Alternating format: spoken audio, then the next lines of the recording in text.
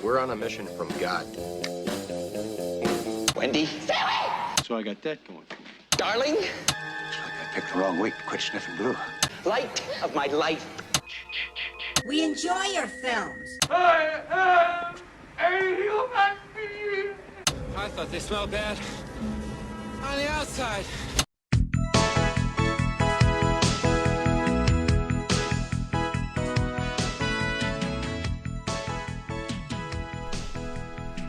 Welcome to Vintage Video, where we'll be reviewing every major film release of the 1980s in real time. I'm Patrick O'Reilly. I'm Jessie Bayless. And I'm Richard Wells. And today marks the 40th anniversary of the release of My Brilliant Career on February 1st, 1980. It was written by Eleanor Witcombe and directed by Gillian Armstrong and released by GUO Film Distributors. I did not look up what that stands for this time.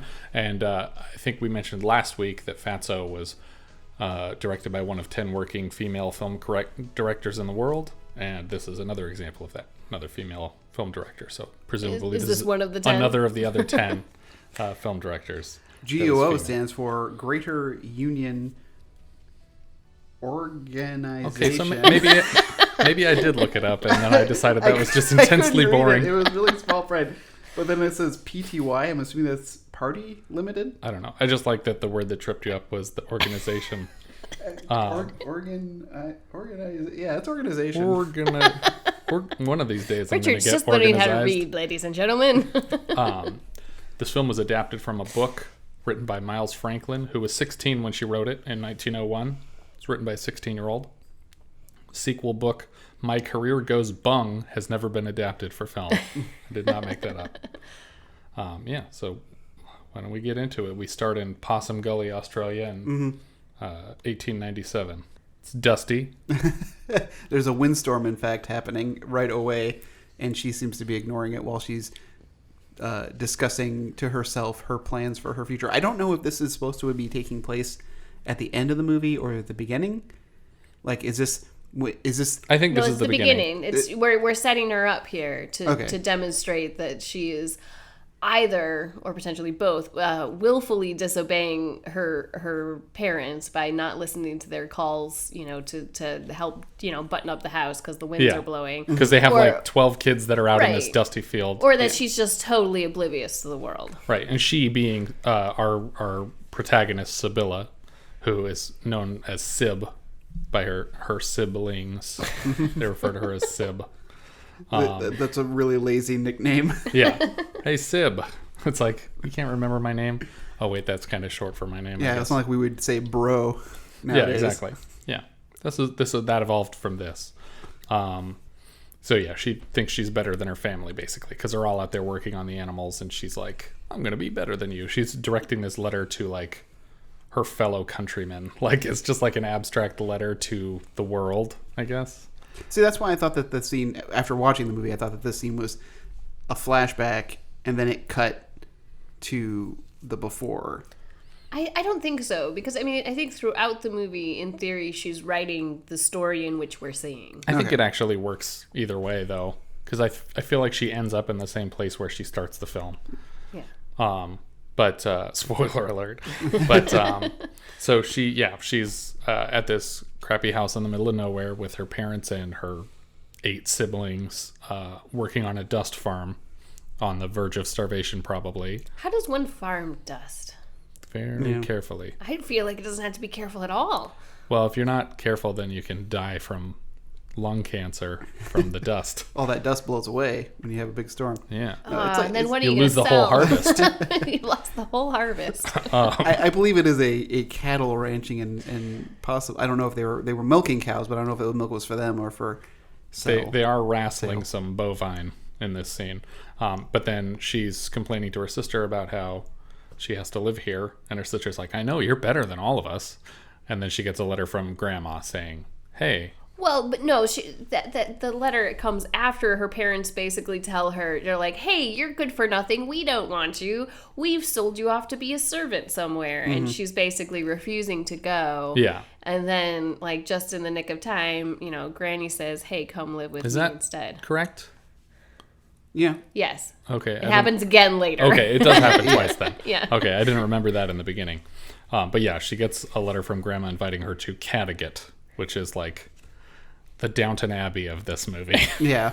Basically. Or one of the Downton Abbeys. Yeah, one of the 2 Downton Abbeys, the dueling Because she goes to the larger abbey later. Yeah, which sounds more like a burger joint than a Downton Abbey to me, because it's called Five Bob or something like that. But yeah, so literally getting off the carriage in Caddagat, she's hit on by Frank Hawdon, who he reminds me of my brother-in-law in terms of his looks.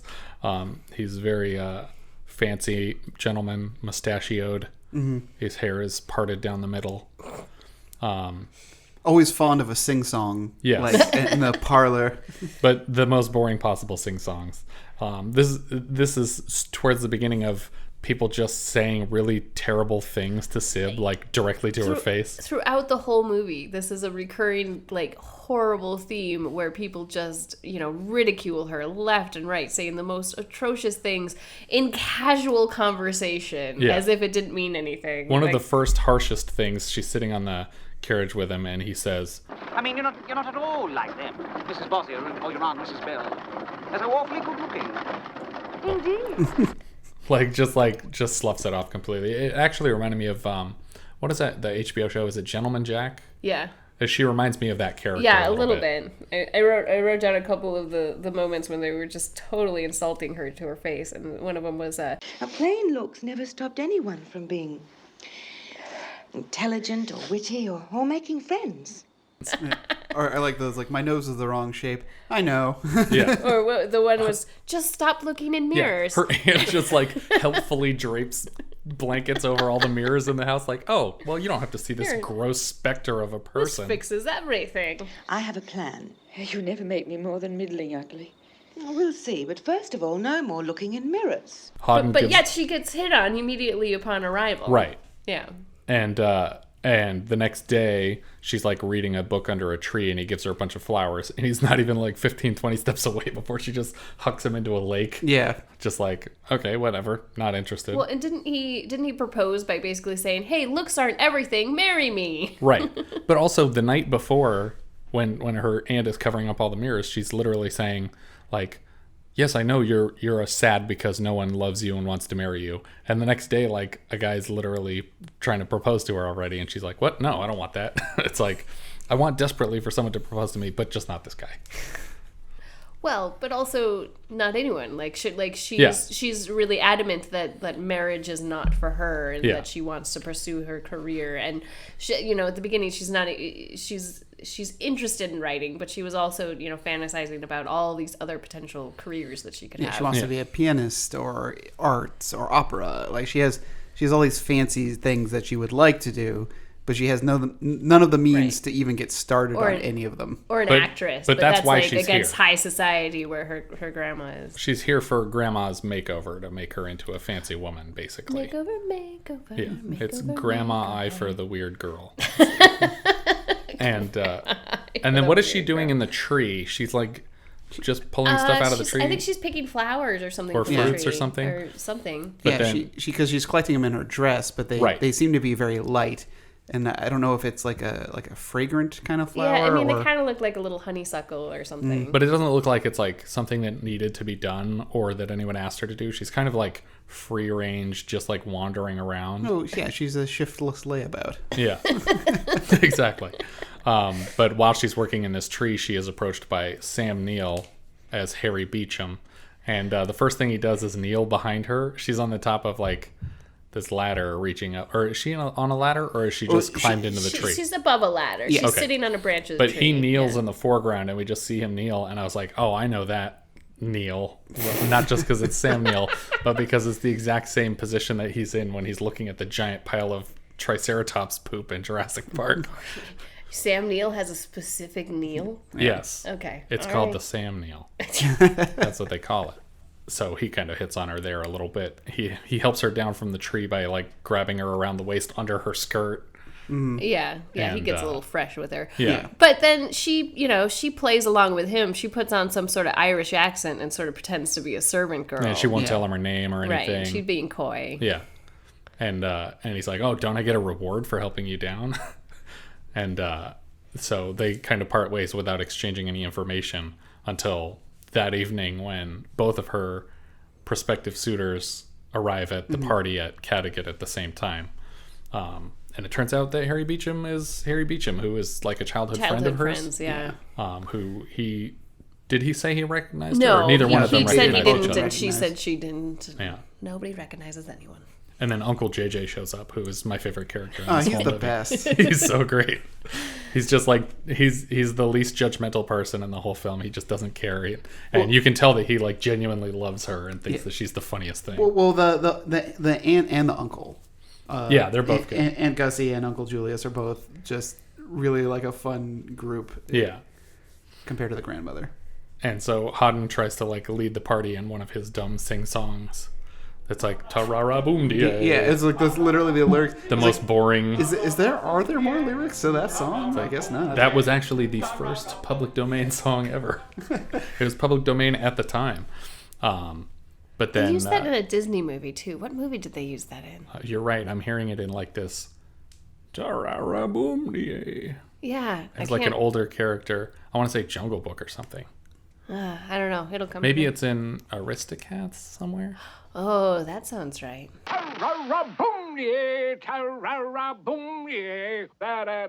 It's also like the Howdy Doody song. It's Yeah. Howdy Doody time. That's what it's originally from. Well, no, it's probably the Howdy Doody probably used it because it was public domain music. Right. That's true. But yeah, so he's singing that and boring everyone to sleep. And then Syb decides she's going to start singing like some drinking song, which is like equally boring by today's standards. But right, everyone in the room is horrified. Shocking. Yeah, not appropriate for this. Yeah. And JJ like, thinks it's funny. Where did you hear that? And it's like, well, in the pub, of course. Yeah. You know, because she used to drag her And he's like, drinking father out of the pub. She's just full of surprises, this one, like laughing about it. But everyone else is just like, oh, she might as well be like singing like a theme song from a famous porn or something. Yeah. Do porns have theme songs, I don't sweetie? know. I've never seen one. I've never seen one, my dear wife. Anyway, so the next day, less than 24 hours after meeting him, Hawdon proposes to her. He meets her by this gate outside of a goat paddock, and he's just like, so, looks aren't that important to me. We should just get married. Or what is it? Looks aren't everything, and Harry is gone. Like, oh, that other guy left. So, what are you gonna do, huh? Are you gonna wait around for another like 12 hours for someone else to show up? No, you're gonna marry me right now. And she just shoves him over the gate into the paddock. And she goes back to the house because she doesn't want to marry this guy, and he's an idiot. And then she gets an invitation. She's her aunt is trying to set her up with people, and I may have coordinated this thing with Hawdon. It's not really clear. You think that she, like, the aunt was trying to make that happen? The aunt, not the grandmother, I think, possibly. Because she does give her, like, a lecture, like, stop trying to set me up with people, like, stop trying to marry me off. Because she's, like, starting to suggest other suitors that she could be. Do you mean the younger aunt? Yeah, Gussie or something. No. Gussie is the older aunt. Oh, okay. And Helen is the younger. Okay. Who I was trying to figure out, how is she an aunt? Yeah. That's her mother's sister.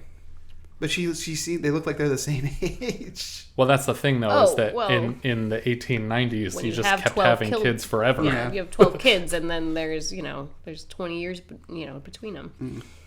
But yeah, so she's like, you can stop trying to marry me off. And she's like, oh, well, then I guess you don't want this invitation to Five Bob to go see Sam Neill. Oh. Yeah, Five Bob's Burgers and Goats or whatever. And yeah, when she gets to she's instantly like, yes, I'm gonna go, and it just cuts to her like on the carriage with Sam Neill already, like he came to retrieve her, I guess. And when they pull up, his mother is standing on the porch and is just like, oh, there's no resemblance to the family. A pity. Oh, you're ugly. Why is my son interested in you? I thought you were gonna be pretty or something. And she even says something like, yeah, I'm sorry. I'm sorry I look like this. Sorry, this is my face. What's wrong with your face? What's wrong with your face? What's wrong with your face? And then she kind of leans into that whole kind of talk later. She says, I think ugly girls should be strangled at birth by their parents. it's bad enough to be born a girl, but to be born ugly and clever. And then Augusta's like, oh, clever are you? Like, you're clearly talking about yourself. Well, she goes, I better be, yeah, I have nothing else going for me. There has to be something I'm good at. Oh, there's sure to be. Right. Like, you're not actually clever, but you gotta have something. We'll figure out a talent. You can probably tie a cherry stem in a knot in your mouth or something. That's worth being alive. But I like then like they're up drinking all night. It's like, another glass of port won't hurt us. Yeah. Like and Gussie is the best. Yeah. And then the next morning she's out on a canoe or like a little raft with Beecham, and decides it would be funny to tip the whole thing over. Right. And so they go into the water, and he like thinks he's rescuing her, but they're both fine. They're just completely wet, and they come very close to kissing, but then just don't. Yeah. And go back into the house. Well, they continually do this like throughout the film, where they play rather childish games. Right. There's I could forgive her because she generally seems to be a child. What is she, 16 or something in this film? Yeah. Well, that's how old the author was when she wrote the story. So I think that's how she's... Yeah, but he's a bit older, but he still seems to just be going along with these very childish They have games. a very prolonged pillow fight. It's like the most epic ground covering pillow fight short of the Community episode. It's like 3 minutes long. It's like 4:17. They chase each other across half of Australia. Yeah. Yeah. It's you guys didn't hear it unless you listened to the last episode, but when I played the trailer for this movie, the pillow fight is described in the trailer. So it's like just a collection of reviews, like so-and-so says magnificent, so-and-so says extraordinary. And then just one trailer is weirdly specific and says, a delicious pillow fight, far more erotic in its connotations than most R-rated movies manage to be. I have to say that this is the point where I started really getting into the movie. Like, I was kind of... Calm down, Richard. I know you like pillows. Yeah. No. It's just like... He even grabbed a pillow and put it in his lap for this scene. Because he just wanted to be near pillows, I guess. Yeah, because I was just like watching. I was like, "Will you guys have sex already?" What is happening? Finally, you were rooting for something. But yeah, so they pillow fight for like 3 minutes and end in like a field, and just lay on the pillows and start talking to each other. So yeah, she basically, that's the end of their interactions at 5 Bob, and she goes back to live with her grandmother again. Right. Because he says he's going to be gone for weeks. Right. But promises to see her the moment he gets back. Right. And she's been back with Grandma for a couple weeks, and she finds out, oh, we have some mail we need to take over to Harry Beecham. And she's like, oh, is he back already? And they're like, oh yeah, he's been back for weeks. Didn't say anything to you, did he? And she's like, oh, well then I'm going to help you deliver the mail. And they're like, no, you're not. And cut to her delivering the mail on the carriage. I'm very impressed. She ditched the guy though. Yeah. So they said you can't go unescorted, and she's like, oh, you got to open this gate for me. And when he opens the gate for her, she just takes off with the thing and goes on her own. Hawdon gets off of the horses and she just leaves him. Well, and then Uncle Julius and Aunt Gussie are just like, Aunt Gussie doesn't think it's as funny, but Uncle Julius when they get just back, thinks it's really funny. He's like, you had to walk all the way back in those tight boots.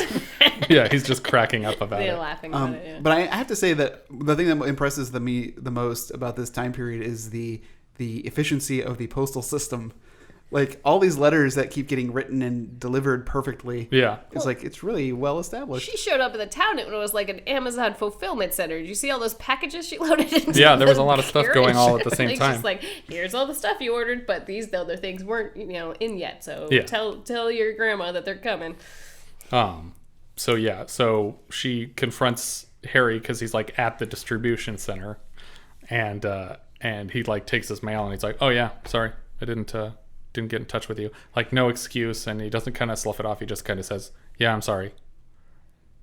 Whatever. And she's like, okay, fine. And she goes back to her grandma's house, and she has a conversation with her younger aunt again, who, what did you say her name was? Helen.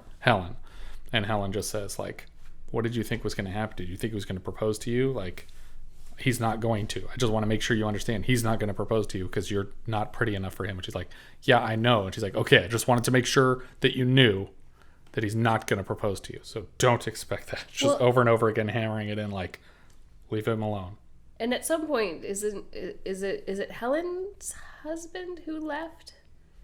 Or is it... Oh, she tells a story about marrying for love. Right. And she said, I married for love, but then he left me and didn't even give me like a divorce. So she can't remarry. Yeah. Right. So she's trying to teach her the lesson here that like you should be practical about this. Yeah. Which it is really funny because she's acting like I guess it sounded like she tells people that her husband is dead rather than having left her for another Because it woman. would be less embarrassing to marry a widow than a divorced woman or a separated woman, I guess.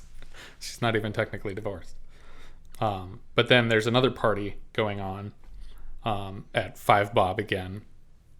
And so everyone's going to that. So she decides she's going to go along to that. But Harry Beecham has a new girlfriend already at this party. Yes, I believe it's Gertie. It's her younger sister. Yeah. Well, no. That was after. No, that was later. This is a different girl.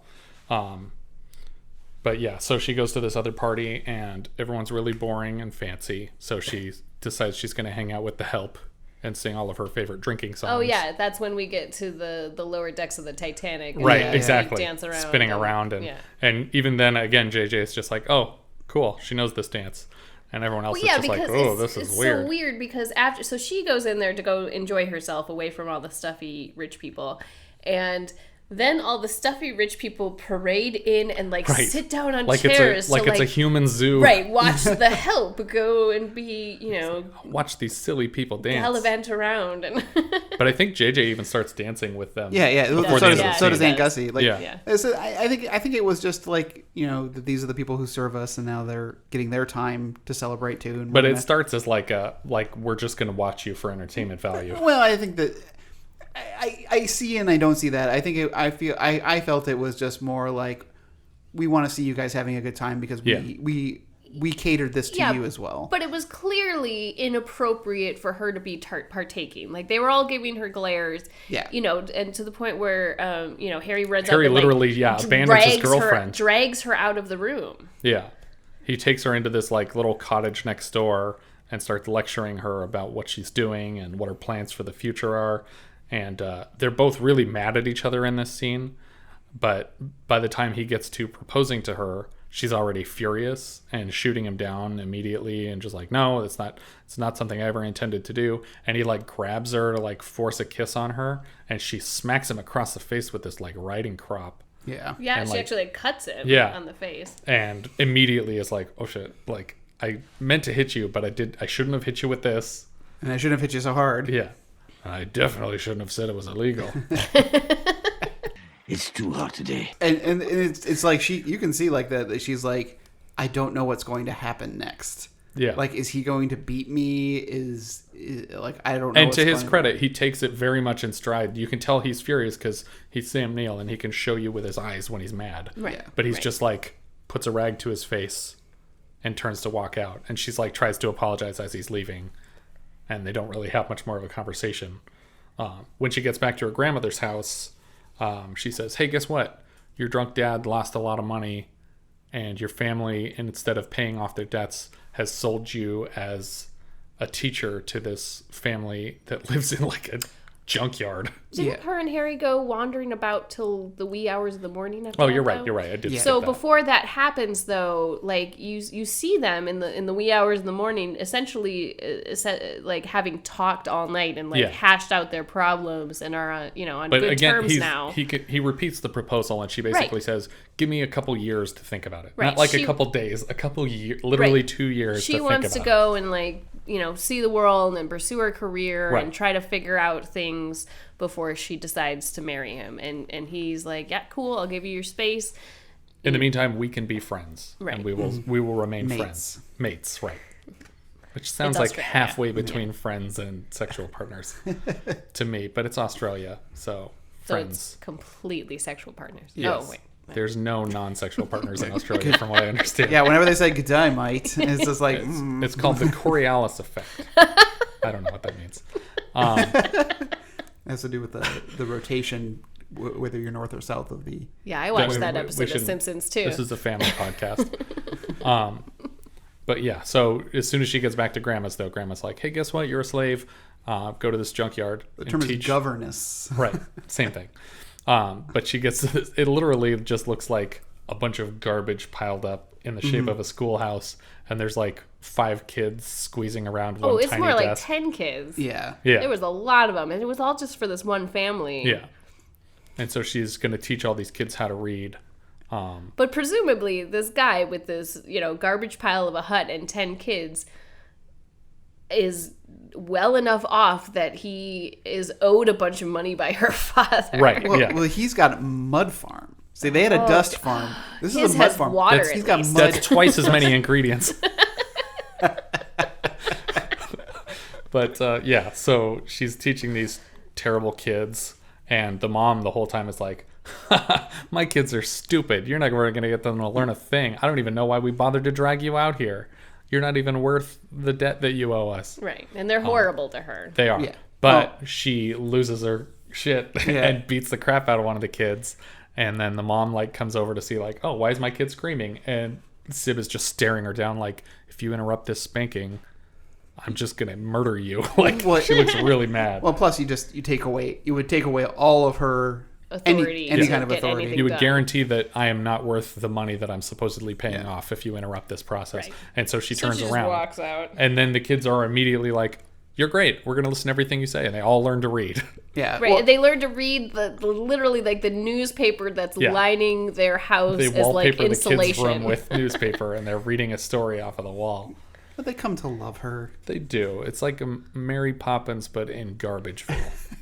if Mr. Banks was a garbage salesman. Just a spoonful of garbage makes the medicine garbage. Wait, what I think is the interesting not theme. What's the word I'm looking for? The interesting plot device anyway is when she's at her first home, she has got a piano, and the piano is just a little off key. It's a bad piano. She can play it well, but it's badly tuned. And Judy Davis, to her credit, learned to play all her own parts that she played. But then when she gets to the fancy household, it's a really nice, well-tuned piano. Yeah. Then when he gets to the junkyard family, it's like barely a harpsichord. It's like a stringed piano. Yeah. But not more like a plucking strings, like a harpsichord. But it's just making this really grinding noise when she's trying to play the it's like she's actually taken a step down from where she started. Yeah. But she becomes friends with the kids essentially. Right. And close with them, in fact. She was just chatting with one of the eldest boys. But the parents misinterpreted it as, look, we know our son's hot, but you can't marry our son because he's making a lot of progress with the rich family over the hill. Yeah. And she's like, that is embarrassing and gross that you think I would fall in love with your garbage son. But she doesn't say that. She lets them fire her. She lets them fire her and relieve her father of his debts so that she can go back to her house, I guess. The dust farm. The dust farm. The slightly better pianoed farm. Yeah. She goes back, and Harry meets her there. By now, he's dating her sister. Well, that's what people had been saying. Yeah.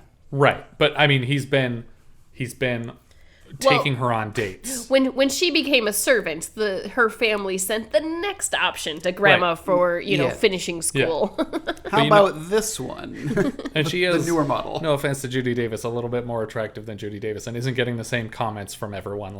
Probably easier to marry you're off. Ugly. It was just this one is an actual we could bag Harry Beecham with this one. Let's set them up.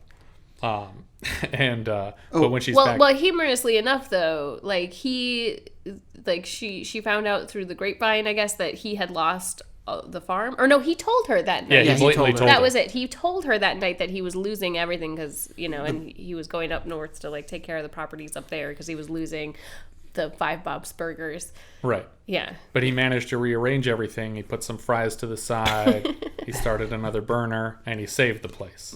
So he's not losing his family fortune, and things are progressing with her sister, presumably, through the grapevine anyway. And she thinks, oh, well, you know what? My sister's a much better fit for you anyway, and we're still friends, and that's fine. Right. And he says, no, I still want to marry you. And it's been a couple years, presumably. I don't know how long it's been, but...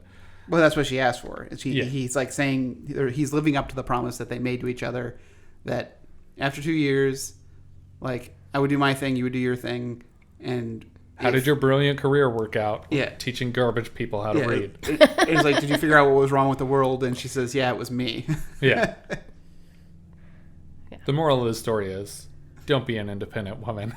Well, so that's what's wrong with the world. But to blatantly say, she turns him down again. Yeah, she does. Because the whole thing is like, and I like that she keeps repeating the logic of, why do we have to get married?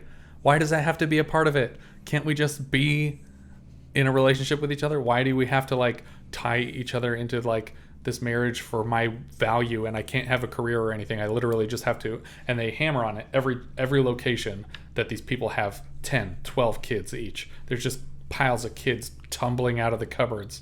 But yeah, so she's like, I don't want to turn into a kid factory. I just want to, write books and be myself. And he's like, okay, then we're still friends.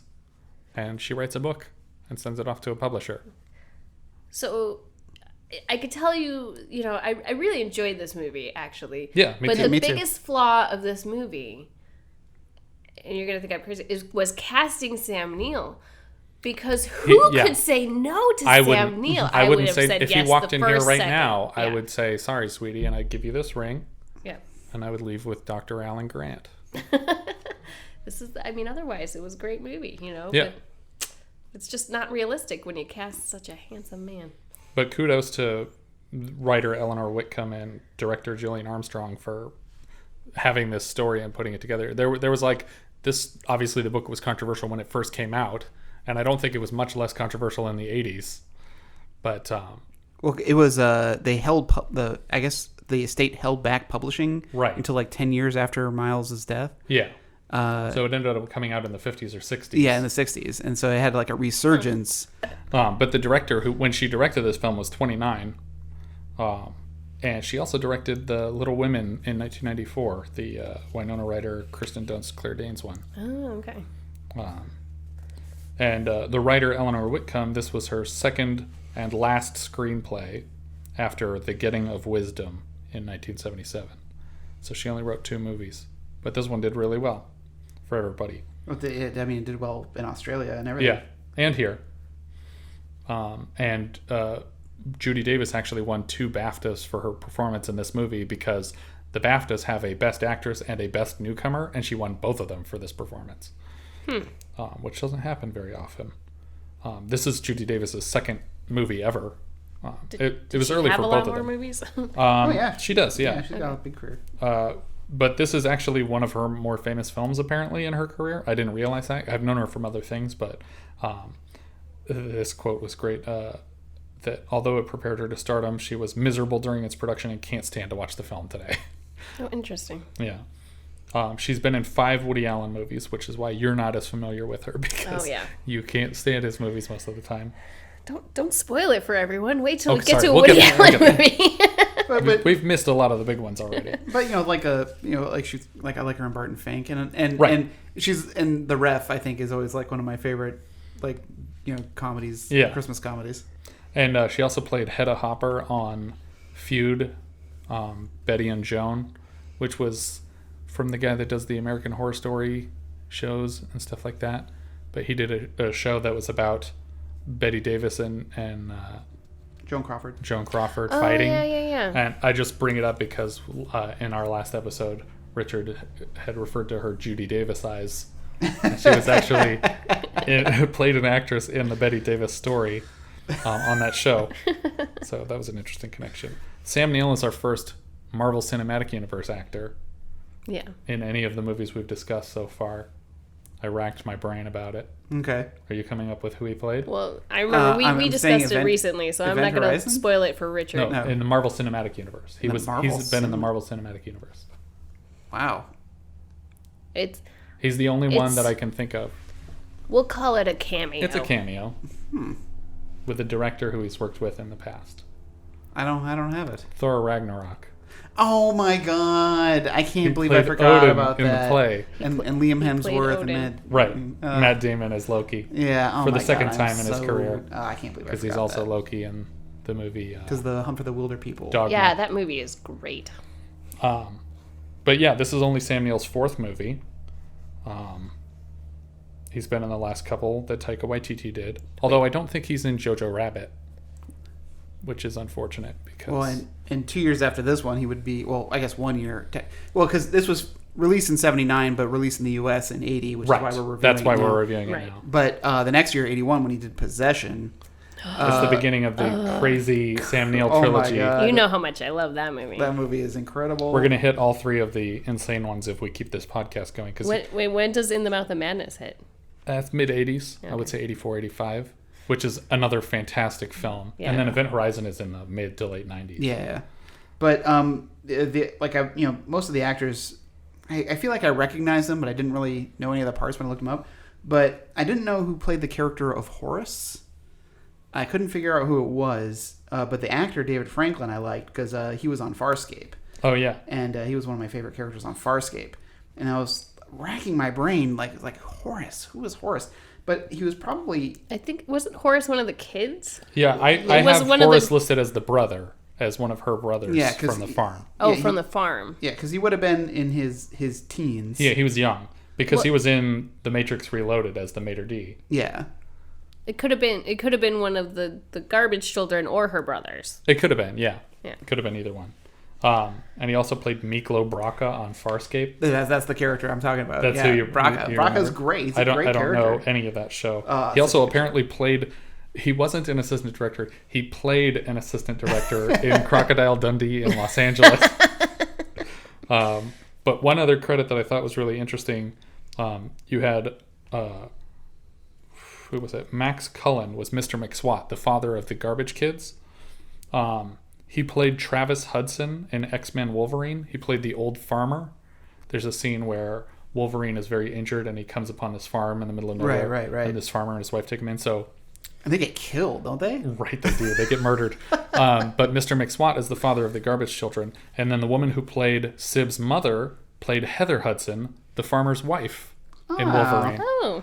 Which connection. It's a big Australia connection. Like, there's so many Australian people and New Zealanders in both of these movies. So they tend to group together. Taika Waititi casts almost exclusively Australian and Why was there a bunch of Australian people in the Wolverine movie? Because Hugh Jackman's Australian. Yeah. Hugh Jackman gravitates towards that, too. Okay. Well, Farscape was all a New Zealand... Oh, was it? I believe it was a New Zealand-Australian production. Yeah, and...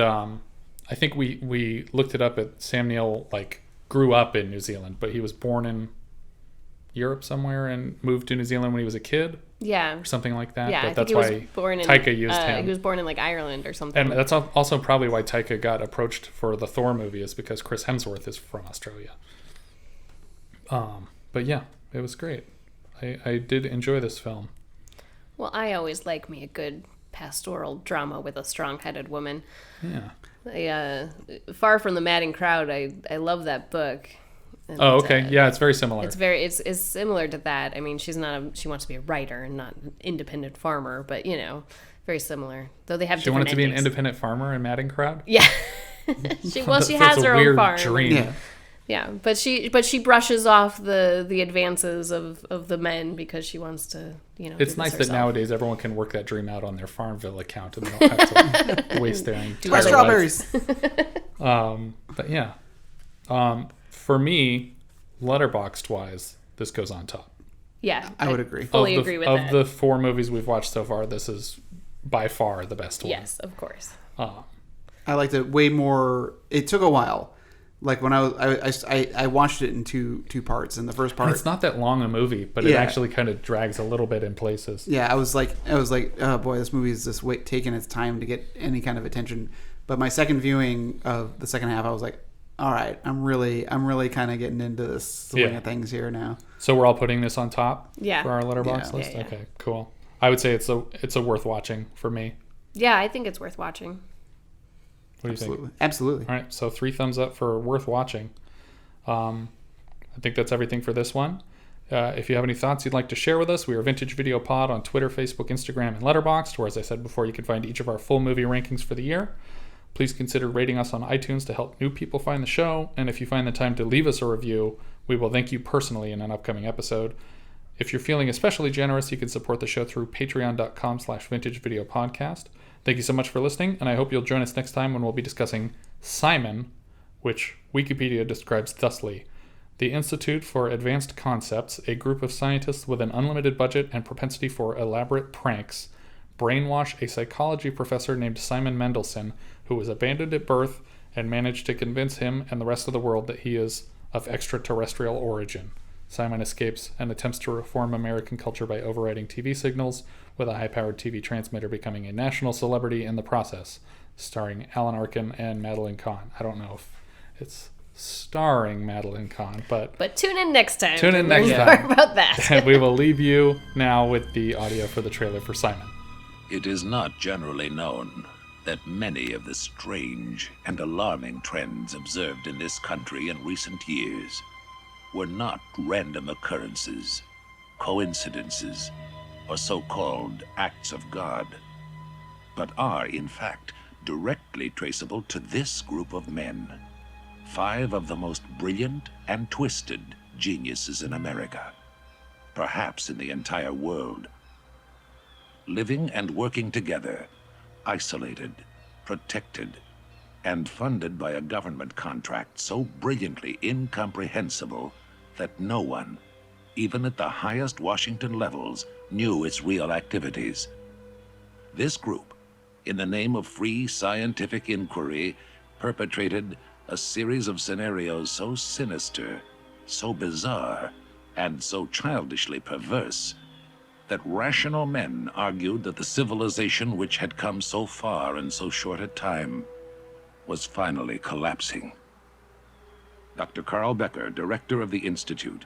Excuse me, Dr. Becker? Oh, yes? How did the 5 of you meet? We were all sent out here some years ago by someone who thought it would be a good idea for the best minds to be put together in a good environment with unlimited funds. And what were you all supposed to do? Oh, think. A think tank? What about? The usual, you know, the food shortage, ecology, energy, that sort of thing. We were supposed to save the world. What went wrong? Nothing went wrong. We just got into more interesting material, that's all. More interesting material? What kind of material? Oh, a little this, a little that.